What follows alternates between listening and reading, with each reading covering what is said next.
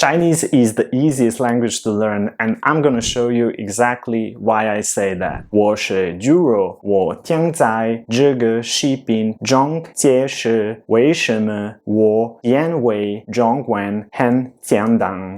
No, I'm not proficient in Chinese, I'm still a beginner, but I wish I knew the following truths about Chinese language many years ago because I would start learning it before. Even though it is considered as one of the most difficult languages to learn, I will tell you 10 facts about Chinese that will make you change your opinion about it. It is easy and fun to learn simplified characters in Chinese. Okay, I didn't say fast. It takes time to learn 2 or 3,000 of Chinese Hanzi that are enough in order to read newspapers, but they are created in highly logical order. Thus, Chinese characters are not only random brush strokes. There is a reason behind these mysterious and beautiful symbols in Chinese. It is usually not enough to let you guess the meaning, but it is a powerful tool in order to remember the symbol. Take as an example this character Kou that actually means a mouth, and if you look carefully, this rectangle, it is similar as wide open mouth, as someone is saying ah while at the dentist. Or this symbol shan that is actually a word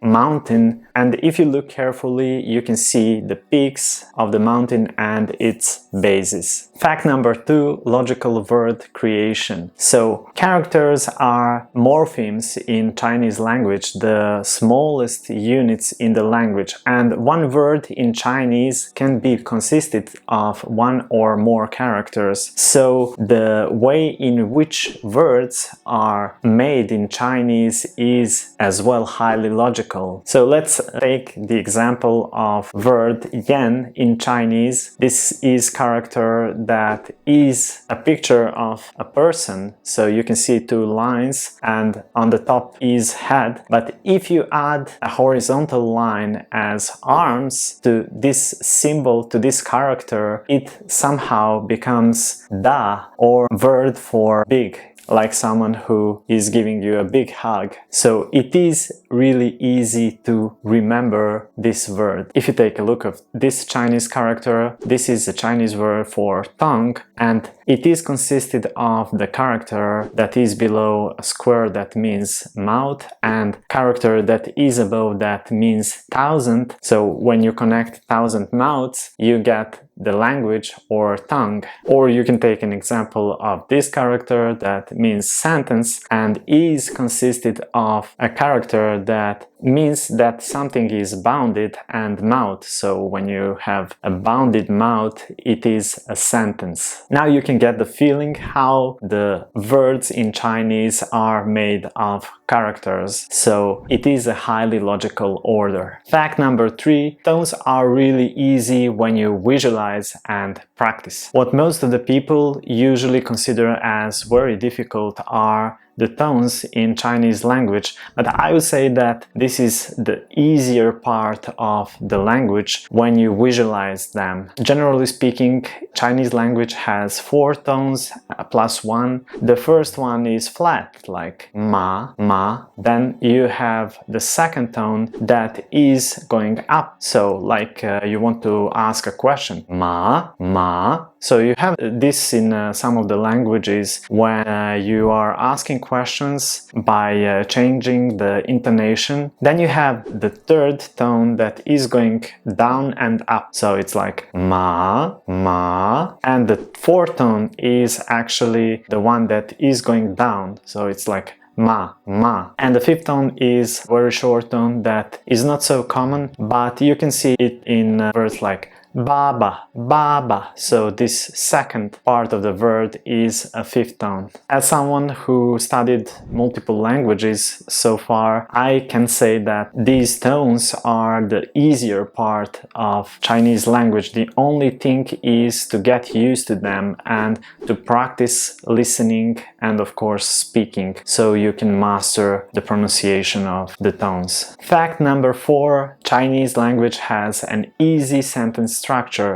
generally speaking. So the basic sentence structure resembles the one in English. So it's subject, verb, object. Very easy. Even though there are exceptions, this simple formula can be followed most of the time, and even if you make mistakes, other person that you're talking to would most probably understand, and the input will be comprehensible for them. They will figure out probably you're not a native Chinese speaker, but they will understand you. The fifth fact that I found amazing is that Chinese language does not have any conjugations. So this makes it one of the easiest languages in the world. Thus, Chinese verbs would never change their form according to person or according to the tense. For instance, you can say 我是, 你是, 他是, while in English it would be I am, you are, he or she is. Of course, on the other hand, Chinese has particles such as 在. When you have 在 before the word, it means that someone is doing something at the moment. But the fact that verbs are not changing their forms is making Chinese one of the easiest languages in the world. Fact number 6. Chinese language does not have plural form of nouns. This is the amazing fact. So in Chinese, the verb for student is the same as the verb for students, or the verb for teacher would be the same verb as for teachers. So 老师. This makes Chinese so easy because in many languages you have these rules how to make plural form of nouns,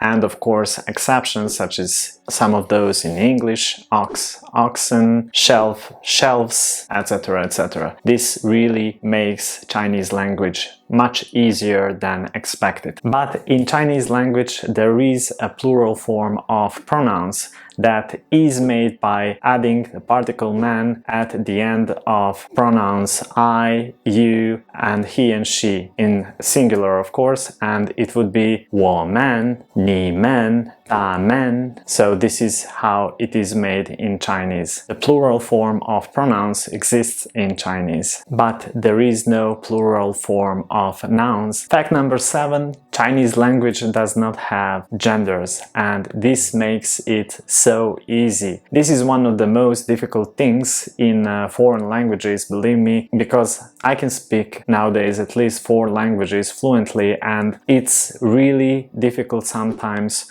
to know different genders of the same words in all those languages, whether this is le monde or la monde. It's something that is the most difficult to learn, and with genders, of course, there are articles that you need to put in different languages. So with Chinese you don't have this issue because Chinese does not have genders. In some languages like German you have 3 genders, in French you have 2, but like I said, when you add the different forms of articles to genders, then the thing is even more complicated, so you don't have this problem in Chinese. Fact number 8. Chinese language does not have grammatical cases. Chinese words don't change according to the function they have in the sentence, and this makes the things so much easier. So in some of the languages like German you have grammatical cases. For instance, in my native language, Serbian, you have 7 grammatical cases. So you have nominative, genitive, dative, accusative, vocative, instrumental, vocative. 7 cases, guys. Can you believe how complicated this is for someone who is learning the language to master? Because every time you have different function of the word in the sentence, you have to change the ending of the word, and this is very, very complicated. Thus, the thing that makes Chinese very easy, and it is similar as in English, Chinese language does not have grammatical cases. Fact number 9. There is no object pronoun in Chinese language. So in Chinese language there is no difference between I and me. In English you have different words for I and me, he and him, but in Chinese these words are the same. So I and me are both